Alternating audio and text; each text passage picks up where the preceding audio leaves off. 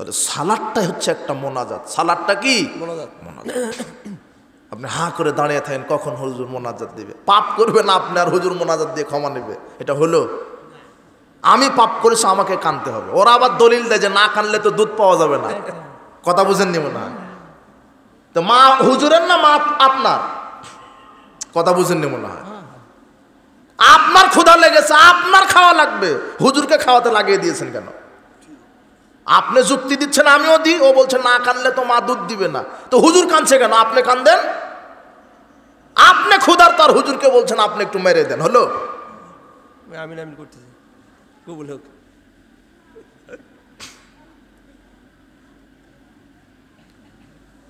এই জন্য কোরআন এবং সহিহ সুন্নাহর দলিল অনুযায়ী আমাকে আমল করতে হবে।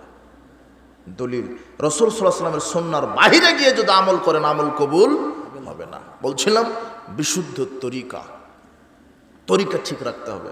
কত সমাজে ভ্রান্ত আরো অনেক আমল আছে যেগুলি বলতে গেলে সময়। আল্লাহ আমাদেরকে কোরআন এবং সহিহ সুন্নাহকে বোঝার তৌফিক দান করুন। বিদআত করবেন না, বেদাত থেকে আশ্রয় দিবেন না। রাসূল বলছেন ফামান আহদাসা ফিহা হাদাসান আও আওয়া মুহদিসান, যে ব্যক্তি বেদাত করলো অথবা বেদাত থেকে আশ্রয় দিল, লানাতুল্লাহ, তার উপরে আল্লাহর লানত, ওয়াল মালাইকাতু, ফেরেশতাকুলের লানত, ওয়ান নাসি আজমাইন, সমস্ত মানব মণ্ডলীর লানত, লা ইকবালু মিনহু সারফুল আদল, তার ফরজ নফল ইবাদত আল্লাহ কবুল করবেন না। বুখারী মুসলিমের হাদিস। বেদাতিকে আশ্রয় দেওয়া যাবে না, বেদাতিদেরকে সহযোগিতা করা যাবে না। এই জন্য যেই মসজিদ মাদ্রাসাতে বেদাত চাষ হয়, এই মসজিদ মাদ্রাসাতে দান করা হারাম। আপনি দান করেন আমি জানি, কিন্তু বেদাতি মসজিদে কেন দিচ্ছেন? বেদাতি মাদ্রাসায় কেন দিচ্ছেন? যেখানে বেদাত চাষ হয়, যেখানে রাসূলের সুন্নাহকে অপমান করা হয়, আপনি দান করবেন, যাকাত দিবেন, সদকা দিবেন, আপনি ওশর দিবেন, আপনি সাধারণ দান দিবেন সালাফি আকীদা মানহাজের মসজিদ মাদ্রাসায়। বুঝতে পেরেছেন? আমাদের মাদ্রাসা আছে, কোথাও জায়গা না পেলে আমাদের মাদ্রাসায় দিয়েন, আল্লাহ কবুল করবে। আপনি বেদাতি মাদ্রাসাতে দিয়ে বেদাতিদেরকে সহযোগিতা করলেন, একে তো বেদাতিকে সহযোগিতা করলেন, একে তো আল্লাহর লানত পেলেন, ফেরেশতাদের লানত পেলেন, মানুষের লানত পেলেন, আর আপনার ফরজ নফল কোন ইবাদত কবুল হলো না। এজন্য সাবধান, কুল্লু বেদাতিন দলালা কুল্লু দলালাতিন ফিন্নার। বেদাতি আমলই হচ্ছে ভ্রষ্টতা, আর ভ্রষ্টতা আপনাকে কোথায় নিয়ে যাবে? জাহান্নামে। সাবধান। আর বেদাতিদেরকে রাসূল সাল্লাল্লাহু আলাইহি ওয়াসাল্লাম বিচার মাঠে সুপারিশ করবেন। ওই যে সৌকান লেমান গায়্যারা বাদি, আল্লাহ বলবেন, রাসূল বলবেন দূর হও, যারা আমার শরীয়তকে পরিবর্তন করে নতুন নতুন আমল তৈরি করেছো, বেদাতি আমল করেছো, আমার সামনে থেকে সরে যাও। এর চাইতে কপাল পোড়ার কে হতে পারে? সাবধান। আপনি আমল করবেন কার তরিকায়? রাসূলের তরিকায়।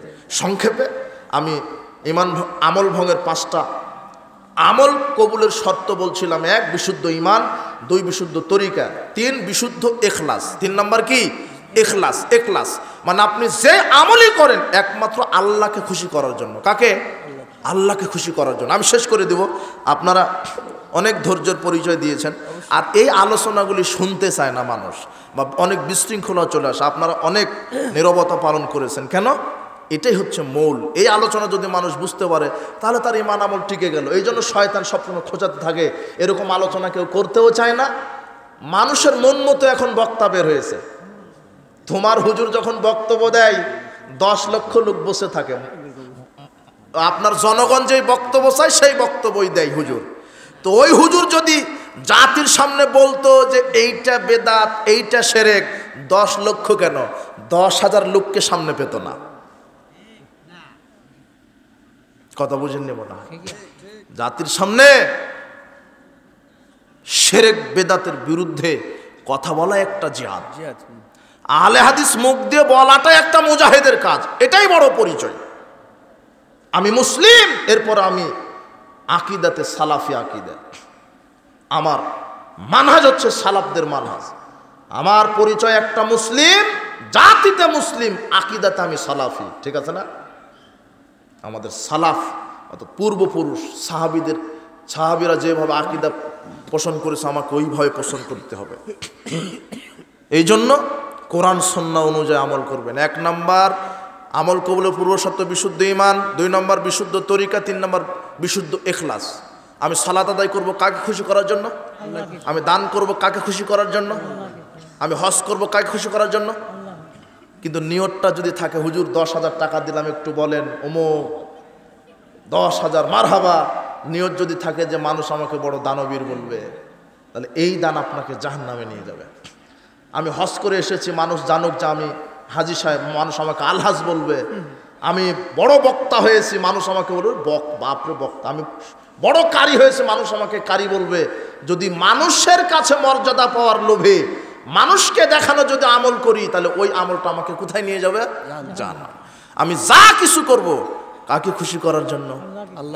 আল্লাহকে। এটা হলো বিশুদ্ধ ইখলাস। ইন্নাল্লাহা লা ইয়াকবালু মিনাল আমালে ইল্লা মা কানা লাহু খালিসান। নিশ্চয় আল্লাহ ওই ব্যক্তির আমল কবুল করে না যেই ব্যক্তির বিশুদ্ধ ইখলাসটা নাই।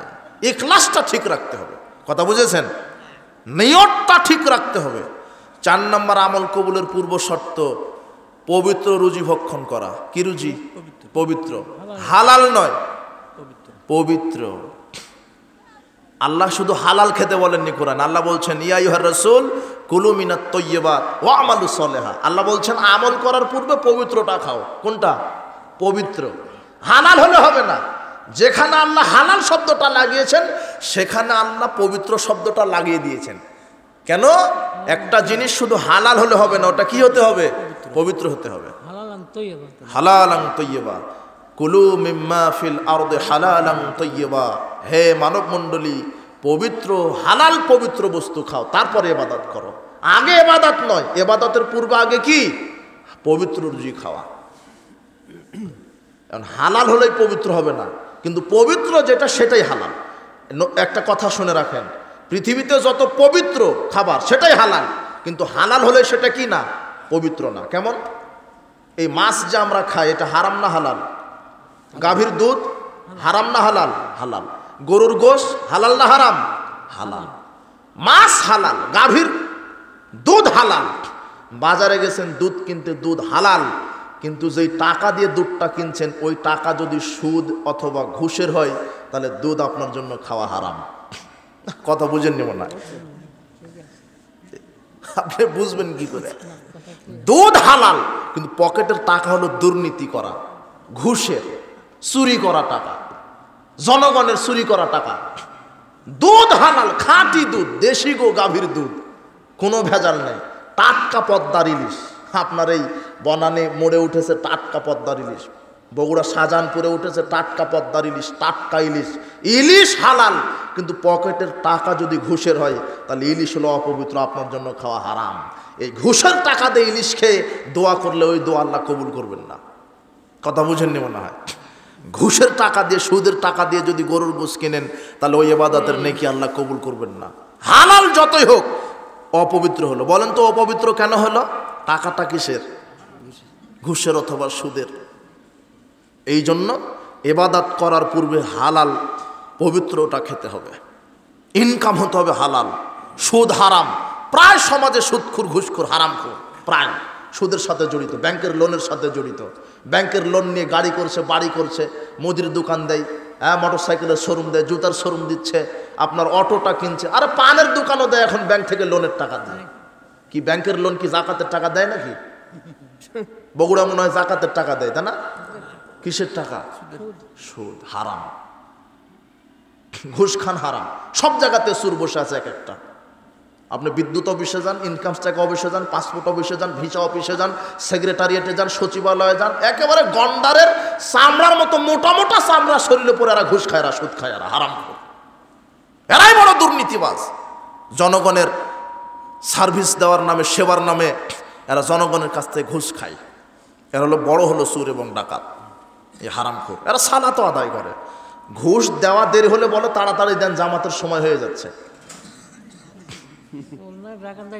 আরে আপনার মসজিদের ক্যাশিয়ার সভাপতি, এরা হলো দুর্নীতিবাজ, মসজিদের টাকা মেরে দেয়।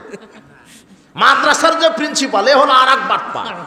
ও বলছে যে শিক্ষক নিয়োগ দিতে বসেছে, মাদ্রাসার প্রিন্সিপাল দাঁড়িয়ে আছে, মেহেদি দেওয়া, আলখাল্লা পরা, জুব্বা পরা, 2 বার হজ করা, 6 বার উমরা করা। এই প্রিন্সিপাল শিক্ষক নিয়োগ দিতে বসে বলছেন যে 5 লক্ষ টাকা মিষ্টি খাওয়ার জন্য দিতে হবে। মিষ্টি খাওয়ার জন্য হারামখোরের কয় লাখ লাগে? 5 লাখ। যখন বলছে দিতে হবে তখন 2 বার হজ করা আছে। এগুলো ঘুষখোর, হারামখোর, সালাতও আদায় করে কিন্তু হারামখোর। সাবধান, সব জায়গাতে চিটার বাটপাড়ে ভরে গেছে, সব জায়গাতে। এই জন্য ইবাদত কবুলের 4 নম্বর শর্ত কি? হালাল পবিত্র রুজি ভক্ষণ করবেন। আর তো আছেই, বিড়িখুর, সিগারেটখুর তো আছেই, এটা ঘরে ঘরে এটা আছে। বিড়িখুর, সিগারেটখুর, জর্দাখুর, গুলখুর, ইয়াবাখুর, ফেন্সিডিলখুর, গাঁজাখুর, তারিখুর, এগুলো হারাম। যুবক আজকে তওবা করো, এই বিড়ি সিগারেট জর্দাগুলার মুখে দিবে না। বিড়ি সিগারেট জর্দাগুল এগুলি পশু প্রাণী, গরু ছাগলে কেউ খায় না। সেটা তুমি খাও, তোমার বাপ খায়, আর তোমার শিক্ষক খায়, মাস্টার খায়। আর সমাজে যার যত ডিগ্রি বেশি তার সিগারেট তত দামি বেশি। আপনার ওই বগুড়া যে ভ্যান চালিয়ে খায়, সর্বোচ্চ আকিস কোম্পানির বিড়িটা খায়। আর যে মাসে 30, 40, 50 হাজার টাকা বেতন পায়, ও বলছে আমি এত টাকা বেতন পাই, আমি বিড়ি খেলে তো মানাবে না, আমাকে খেতে হবে ব্যঞ্জন ছুঁয়েছে। কথা বুঝেন না? আর যে হাজার হাজার কোটি টাকা দুর্নীতি করছে, এ বলছে কিসের ব্যঞ্জন ছুঁইজ, হয় বাংলা মারো নাহলে ইংরেজি মারো। কথা বুঝেন না? হারামি ব্যবসা করতেছে, এগুলি বিক্রি করাও হারাম। ইন্নাল্লাহ ইযা হারামা আলা কওমে আকলে শাই, আল্লাহ নবী বলছেন যখন কোনো কওমের উপর আল্লাহ কোনো জিনিস খাওয়া হারাম করে, হারাম আলাইহিম সামানাহু, তার ব্যবসাকেও আল্লাহ হারাম করেন। বিড়ি সিগারেট জর্দাগুল এগুলি হারাম, এগুলির ব্যবসাও হারাম। এগুলির ব্যবসাও কি? হারাম। যেগুলি কুকুরে মুখে দেয় না, বানর মুখে দেয় না, সেটা আপনি খান। এই জন্য সাবধান, বিড়ি সিগারেট জর্দা গুল এগুলি মুখে দিবেন না। 40 দিন আল্লাহ অসন্তুষ্ট থাকবেন, 40 দিন আল্লাহ কোনো ইবাদত কবুল করবে না। আর মদখুরদের শাস্তি হলো শরীয়তে 40টা করে জুতা পিটা। বাংলাদেশে যদি ইসলামী রাষ্ট্র সংবিধান থাকতো, তাহলে যত হারাম এই যে মদখুর যারা, এদেরকে 40টা করে জুতা পিটা করা হতো রাষ্ট্রীয়ভাবে। এরা হতেন ভিআইপি রাষ্ট্রীয় মেহমান। কিসের? জুতা খাওয়ার মেহমান এরা। কারা? এই যে বিড়িখুর, সিগারেটখুর, জর্দাখুর, গুড়খুর। কথা কঠিন হলে এ কথাই ঠিক, আপনি আজকে তওবা করেন, আল্লাহ আমাদেরকে হালাল পবিত্র রুজি ভক্ষণ করার তৌফিক দান করুন। এরপরে কি শেষ? অনেক আমল কবুলের পূর্ব শর্ত, কিন্তু মৌলিক 5টা। তার 5 নম্বর হচ্ছে দেহ পাক, শরীর পাক, কাপড় পাক এবং স্থান পাক।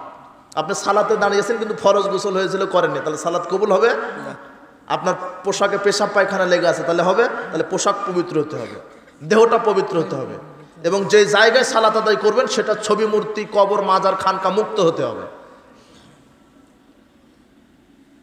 রাসূল সাল্লাল্লাহু আলাইহি ওয়াসাল্লাম কবরস্থানে সালাত আদায় করতে নিষেধ করেছেন। আজকে তো মসজিদের বারান্দাতে পীর সাহেবের কবর আছে, বড় হুজুরের কবর আছে, এই মসজিদে সালাত হবে না। মসজিদ কবর মুক্ত হতে হবে, কবরস্থান আলাদা হবে, মসজিদ আলাদা হবে। এই জন্য আপনার দেহকে পবিত্র করবেন, গোসল ফরজ হয়ে গেলে গোসল করবেন। কথা বুঝেননি? ফরজ গোসলের নিয়ম, গোসল করবেন। আর নাপাকি 2 ধরনের, বড় নাপাকি, ছোট নাপাকি। বড় নাপাকি মানে স্বপ্নদোষ হলে বা স্ত্রী মিলন করলে, হায়েজ নেফাস হলে, ওটা বড় নাপাকি হলেন, এখন গোসল ফরজ হয়েছে। আর ছোট নাপাকি মানে পেশাব পায়খানার কারণে ছোট নাপাকি হয়, এক্ষেত্রে আপনি শুধু অজু করবেন। কথা বোঝেননি? হ্যাঁ, অজু করতে হবে, পানি নেই, তাহলে তায়াম্মুম করতে হবে। পবিত্রতা অর্জনের বিকল্প মাধ্যম আল্লাহ দিয়েছেন তায়াম্মুম, পানি না থাকলে। অথবা পানি আছে কিন্তু আপনার শরীরের রোগ, অসুস্থ, ডাক্তার নিষেধ করেছে, অথবা পানি আছে অনেক দূরে, ওখানে গিয়ে আস্তে আস্তে সালাত কাজা হওয়ার ভয় থাকবে, সেক্ষেত্রে পবিত্র মাটি দিয়ে তায়াম্মুম করবেন। কিভাবে? বিসমিল্লাহ বলে পবিত্র মাটির উপরে